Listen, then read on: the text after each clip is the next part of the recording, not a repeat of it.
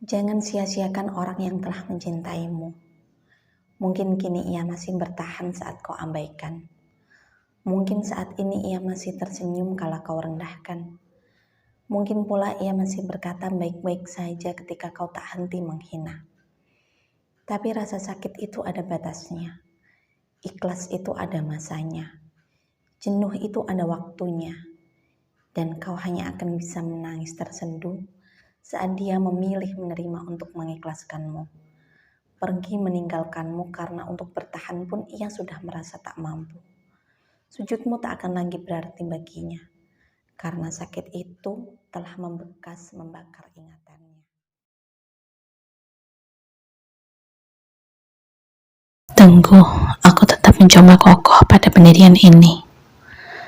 Mungkin dulu aku telah salah memilih menerima Bang Fatih menjadi suami. Namun, kini aku telah sah menjadi seorang istri. Surgaku ada pada dirinya. Meski untuk meraih, harus kutapaki langkah di ketajaman belati.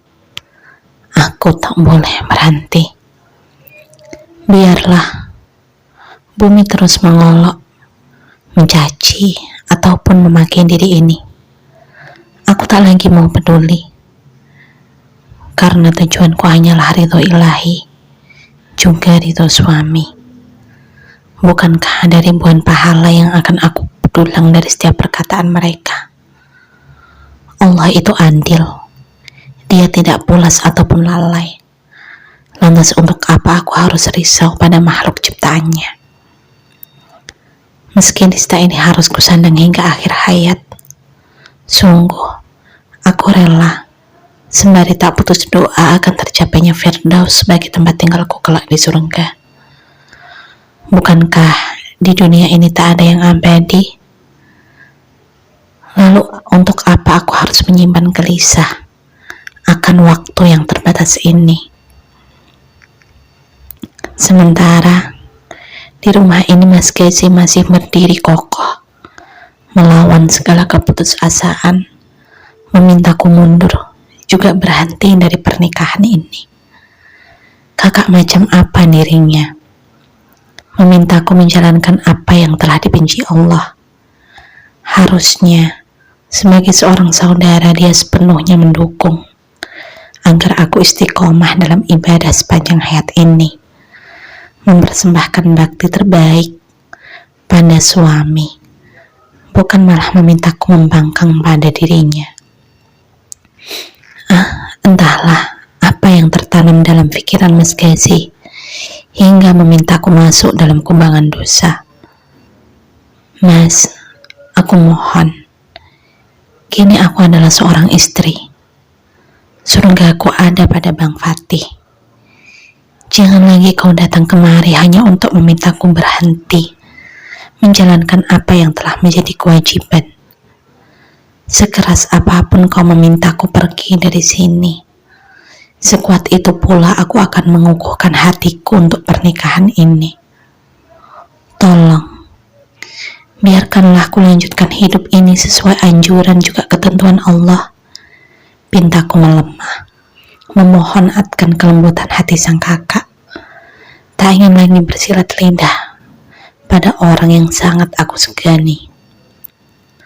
Sungguh, aku mampu melawan seluruh penduduk bumi seorang diri.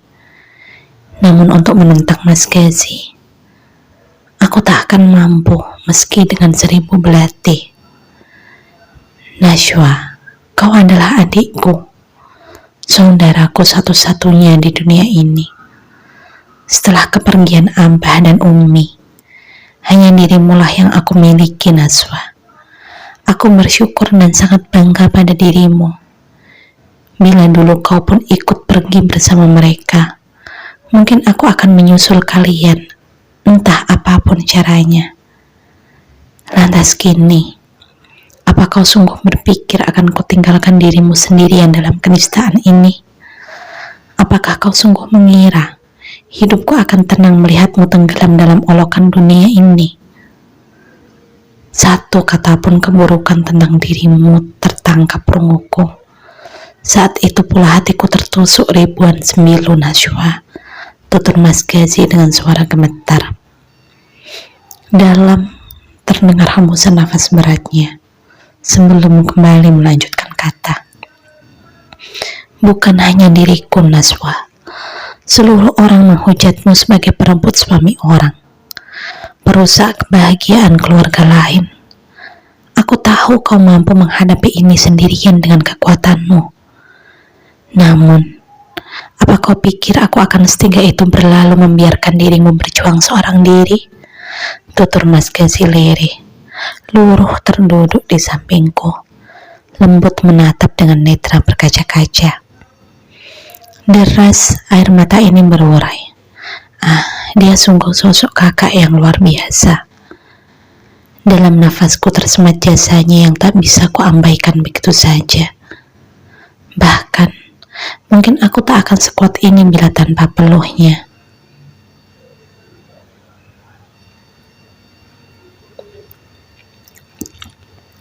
Berhembur, aku menangis di pelukan Mas Gazi. Seperti waktu Ambah dan Umi pergi meninggalkan kami untuk selamanya setelah kecelakaan yang merenggut nyawa mereka.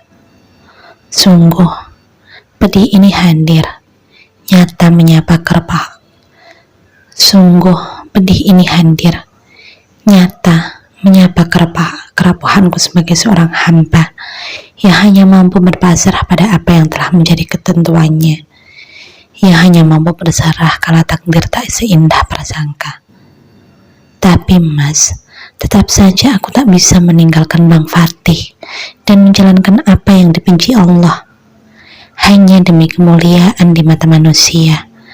Lirihku dalam isak yang tak terpenggal. Pernikahan memang suatu ibadah yang sangat mulia, Naswa. Ada ribuan pahala yang mampu kau dapatkan di sana. Namun, apakah kau yakin pernikahanmu dan Fatih termasuk di antaranya? Apakah menikah dengan cara menyakiti hati perempuan lain itu juga tetap pantas dikatakan mulia? Ucap Mas Gazi tajam. Untuk istri Bang Fatih itu, ucapku terpotong oleh kecepatan tuturnya. Karena dia belum bisa menerima hukum Allah. Itulah mengapa dalam poligami ada adabnya, Naswa. Meski bukan syarat syah poligami, namun izin istri sudah seharusnya disematkan di sana. Dan Fatih bukan hanya tak meminta izin pada istrinya, dia juga menyembunyikan pernikahan kalian dari dirinya, bukan? Jangan sampai sesuatu yang mulia itu malah menyisakan luka pada diri wanita lain. Dan bila itu terjadi, maka bukan hanya pahala pernikahan yang kau terima, dosa berlaku zalim pun akan menjadi tanggunganmu yang tak kau kira. Jelas Mas Gazi mencoba mengukuhkan apa yang menjadi maksudnya. Dan yang sungguh membuatku kecewa, kalau kau juga tega mengumbar kebohongan demi restuku, imbuh Mas Gazi. Gemetar, bibirku tak lagi mampu mengucap. Rapat membisu tanpa mampu menyusun rangkaian kata. Maafkan aku, Mas, lirihku dalam singkatnya wicara. Lembut tangan itu membingkai wajahku, tajam menelisik setiap guratan sendu. Untuk semua yang telah berlalu, sungguh telah kuserahkan maafku, bahkan sebelum aku melangkahkan kaki ke sini, Naswa. Namun aku mohon, tinggalkan Fatih. Biarkanlah dia bahagia dengan keluarganya. Aku hanya tak ingin kau habiskan waktumu untuk lelaki yang tak seharusnya. Juga mengabdi pada sosok yang bahkan sangat tak pantas kau jadikan suami. Tutur Mas Gazi mencoba membangun asaku. Mas, aku mohon jangan berkata seperti itu tentang Bang Fatih. Tuturku lekat menatap pilu. Bila memang dia lelaki yang baik, maka tak akan sanggup dia bohongi istrinya seperti itu, Naswa.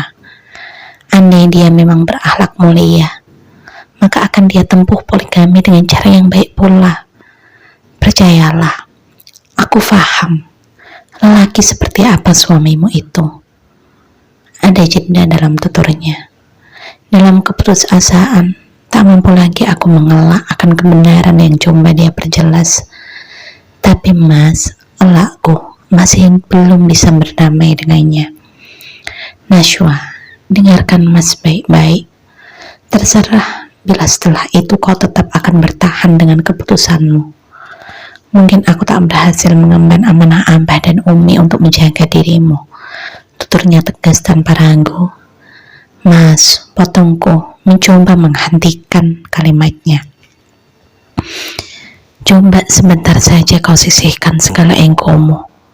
Entah, kamu mungkin tak terima jika itu kusebut sebagai ego, karena besar keyakinanmu mengucap bahwa itu adalah kesucian cinta. Namun coba renungkan, bila dulu ada yang hadir dan merebut Abah dari Umi, apa kau akan pasrah, ikhlas, dan tetap diam, Najwa? Andai dulu ada seorang perempuan yang entah dari mana asalnya, tiba-tiba hadir dan mengambil Abah dari kehidupan kita, meminta waktu juga perhatian Abah yang dulu hanya terpusat untuk kita, apa kau akan tetap berkata seperti ini? Jumawa mengatakan akan kebesaran cinta pada lelaki yang telah beristri. Apakah kau mampu menerima dan membela wanita itu? Ulas Mas Gazi, mengangkat alis sebelah kanannya sebagai tanda penegasan kata.